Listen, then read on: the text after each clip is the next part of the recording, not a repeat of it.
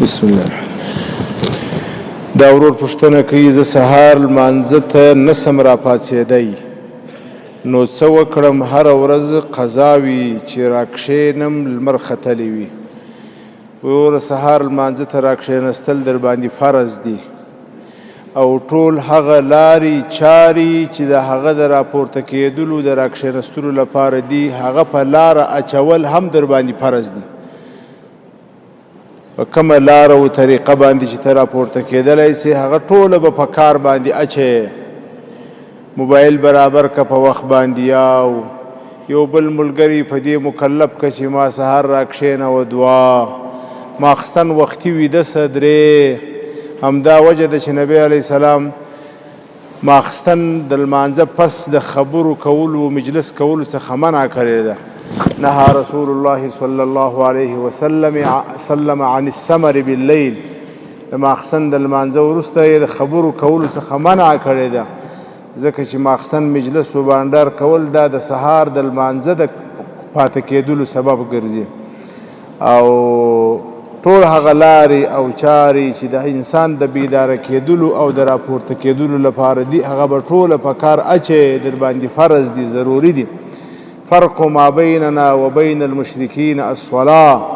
زموږ د کافرانو په مابینځ کې فرق د لمونځ دی. فمن ترکها متعمدا فقد کفر. نبی علیه السلام وایي که چا په قصد باندې لمونځ پرېښوي دا د اسلام د دایرې ووتي، په کفر کې داخلیږي. خطرناکه مسله ده. په داسې وړو خبرو باندې چې ته ماخستن د شپې تر 2 بجو 1 بجې پورې ناست او بیا فیده سې او بیا سهار لمونځ قضا یي، په دې باندې انسان سخت ګناهګاره دی، ملامت دی. ډېر خلک خو داسې کوي چې موبایل یې سر ته ایښي او بیا چې کله موبایل الارم و زنګ ووي بس بیا دی بټن پر ووي بند یې کړي بیرته بیا ویده سي. په دې باندې په دې خوب باندې ته نه یې معاف چې زه ویده پاته سوی یم. زموږ یو استاد و هغه به دا ملګرو ته ویله ول دا موبایل یا دا ساعت چې کله پر الارم برابر کې ول دا د ځانه څخه 2 متره لیرې کښېږده او تیل وړ کښېږده. بیا چې کله دا زنګ ووي نو تا خو د خوبه باسي او ته اوس دا ځکه نه سې ختمولی چې ته ولاړېدلی نه سې، نو مجبوره یې خامخا به ولاړېږې چې ولاړ سولې خوب ختم سو لمونځ به کوې. او دا چې تا و څنګ ته ایښي چې د دې مازې زنګ ووي ته یې دستي بند کړې او بیرته ویده سې، دا باندې ته نه خلاصېږې او په دې دا ستا عذر نه دی. ما یو چاته پیسې په مضاربت ورکړي دي، د ده د خوراک او چښاک او سفر مصرف پر چا دی؟ د مضاربت په پیسو کې که د خپل جیب څخه، که په سفر باندې د مضاربت دپاره تللی و، د مضاربت په پیسو یې تجارت کوي، د تجارت دپاره د هغه تجارت دپاره تللی و، بیا د خوراک او چښاک او مصرف د سفر دا د مضاربت د پیسو څه دي. او که پر کور باندې و بیا به خوراک او چښاک د جیبه څخه کوي. او که په سفر باندې د مضاربت دپاره تللی و بیا یې دا مصارف د مضاربت د پیسو څخه دي. دا مه راکوه کوشنیم خسره دغه راکوه مسله راکوه. آیا خرید و فروش روز جمعه در اذان اول بند شوه یا در اذان دوم؟ اگر در اذان اول مراد است پس اذان خیلی قبل از شروع وعظ می شوه، متصل به وعظ شوه بهتر است. در اینمی اختلاف است. بعضی علما می گوید که بر اذان اول هر چیز ممنوع می شوه و بعضی علما می گوید بر اذان دوم ممنوع می شوه. بهتر اینمی است که اذان اول باید متصل، یعنی اذان اول و اذان دوهم اینمی باید نزدیک شوه، یعنی اذان اول و اذان دوهم درمیان اونها باید فقط فاصله سنت باشه. نفهمیدی؟ امام کی واعظ را ختم کنه اذان اول باید شوه، مردم سنت بخوانه پس اذان دوم باید شوه تا که مردم در گناه مبتلا نشوه. ولی راجح قول اینمی است که اینمی چیزها بر اذان دوهم ممنوع می شوه.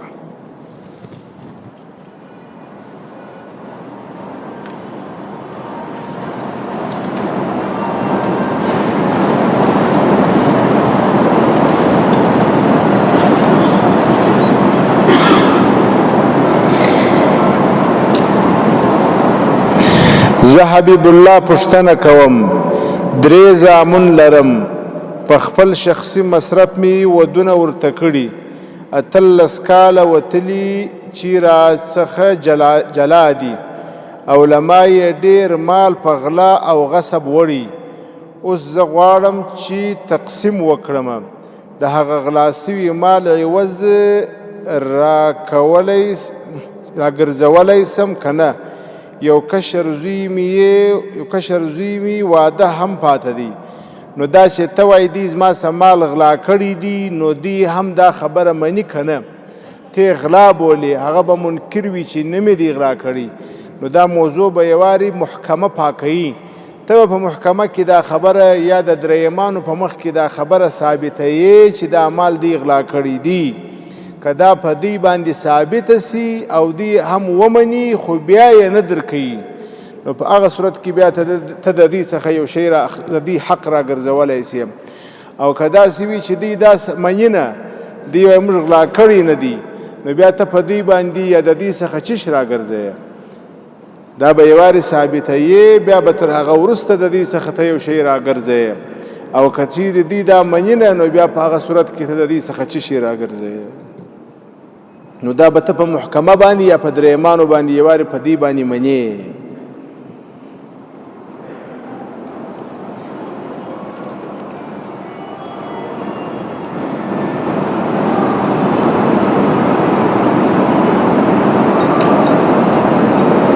دا نه وایي که څه شي لیکلي ده ډېر صفا لیکي خطروره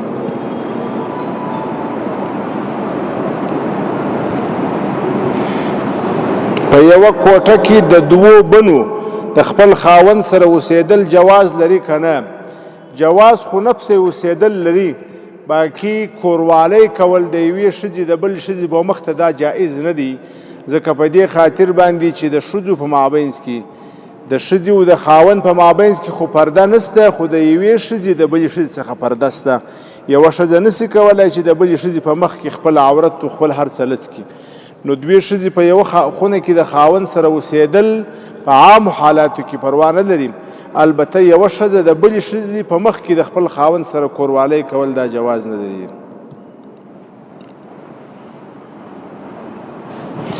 زموږ ډاکټرانو استاذه مسلمانه نه ده درس ورنه ویل او ورته کتل جواز لري درس د ضرورت په خاطر باندې ځینې ویلی سي او په شهوت باندې ورته کتل جایز نه دي د سګریټو او نسوارو کاروبار د اسلام د نظره څنګه دی مشکل نه لري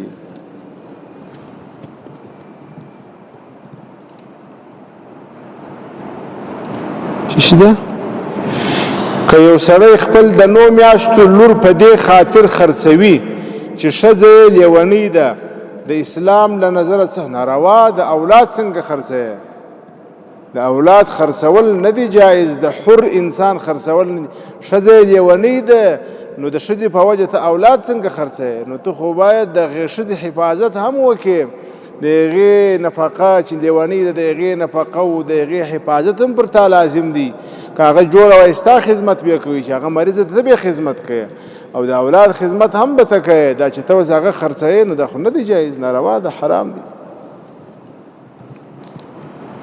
مریض لرم دعا ورته وکړي چې الله جل شانه شفا ورکړي او یو ښه دعا راته وښیه یا د دم کلمات چې خپل مریض یې ورباندې دم کړم د دم دپاره الله پاک دې ستا مریض ته شفای کامله عاجله نصیب کړي او د دم لپاره د مریض لپاره تر ټولو مهمه دعا چې نبی کریم صلی الله علیه وسلم به پر هر مریض باندې د مول اذهب البأس رب الناس واشفي انت الشافي لا شفاء الا شفاؤك شفاء لا يغادر سقما چې هر څوک په کور کې مریض سو نبی علیه السلام به دا دعا پر ویل زه د جهاد په باره کې پوښتنه لرم او له تا سره له نږدې شریکوم ډېره ښه خبره ما تر اوسه بیعت نه دی کړی بیعت څه حکم لري بیعت د تصوف ضروری دی وی که بیعت د تصوف په قرآن شریف کې ثابت دی یا ایها النبي اذا جاءك المؤمنات يبايعنك على أن لا يشركن بالله شيئا ولا يسرقن ولا يزنين ولا يقتلن أولادهن ولا يأتين ببهتان يفترينه بين أيديهن وأرجلهن ولا يعصينك في معروف فبايعهن واستغفر لهن الله. دا بیعت د چا دی؟ د تصوف دی. بیعت د توبې هم ورته وایي. نبی علیه السلام ته الله پاک وایي چې کله مؤمنانې ښځې راسي، د مسلمانانې دي کافرانې نه دي، چې مؤمنانې ښځې راسي نو ته بیا نوی بیعت ځینې واخله، دې ته بیعت د توبې وایي چې آینده به زنا نه کوې، غلا به نه کوې، دا به نه کوې، درواغ به نه وایې، غیبت. تصوف کې هم دا خبره ده، ته چې ورسې د یو شیخ سره بیعت کوې نو د شیخ سره، شیخ دی یو میخ دی، یو څوک دی؟ یو شیخ دی یو میخ دی، یو خلیفه دی یو خلیته دی. چې شیخ وي حقیقي نو د شیخ سره چې ته بیعت کوې خو د دې دپاره به ورسره کوې چې شیخ تا ته وایي چې بیعت وکړه چې ګوره درواغ به نه وایې، غیبت به نه کوې، ګناه به نه کوې، ښکنځل به نه کوې، بدنظري به نه کوې، دا به نه کوې، دا به نه کوې، دا به نه کوې، او فرائض به لمونځ به کوې، روژه به نیسې، زکات به ورکوې، حج به کوې، دا به کوې. و دا بیعت دی، و دا بیعت دی. بیعت نو څه دی؟ په بیعت کې خو دا نشته چې ته به ما ته شکرانه راکوې، ته به ما سره دا کوې، ته به دا کوې، دا خو نشته. بیعت خو دا شی دی. او بیا درته وایي چې ګوره دا ذکر به کوې او دا به نه قضا کوې، به دا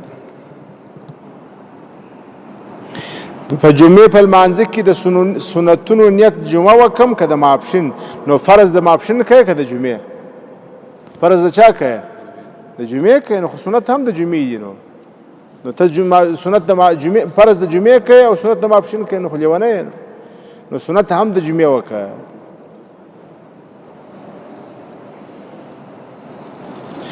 زه چې کله پر لمانځه ودرېږم نو بیخي ډېرې ارژمۍ راته راځي، نو که یو داسې ذکر او یا هم چې شي ورد وي چې د هغه په کولو سره دا مشکل حل سي، نو خو د لمانځه په معنا نه پوهېږې قربان دي سم.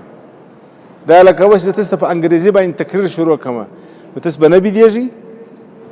تاسو ته چې زه اوس په انګریزي باندې خبرې شروع کړم تاسو به ټوله ارژمۍ کاږئ. اوس داسې په توجه راته ناست یاست خو په خبره پوهېږئ. نو ته چې په لمانځه په معنا نه پوهېږې، 300 کاله دې کېږي چې لمونځ کوې په معنا یې نه خبر، نو خود به ارژمۍ کاږې. خو لمونځ زده کړي د خدای مو کور په شادي که په معنا یې زده کړي، نو بیا چې ته لمونځ کوې د الله پاک سره خبرې کوې، نو بیا به ارژمۍ نه درته درېږي. او دوهم علاج علماو دا ذکر کړی دی، وایي کله که سړي ته ارژمۍ ورلله دا دې په ذهن کې راوګرځي چې انبیاو ته او صحابهو ته ارژمۍ نه راتلله، چې دا په ذهن کې راولې بس ارژمۍ دستي ختمېږي. ته چې تجربه کړي دا.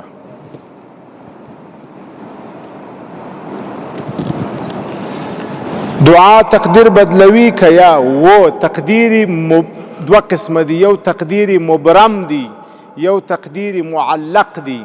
تقدیر مبرم دی ته ویل کېږي چې الله جل شانه دا فیصله کړې وي چې دا شی به په دا ورځ داسې کېږي، دا په دعا نه بدلېږي. یو معلق دی که دا سړي دا کار دعا وکړله بیا داسې زوی ورکوم، که یې نه وکړل بیا یې نه ورکوم، دا بدلېږي په دعا.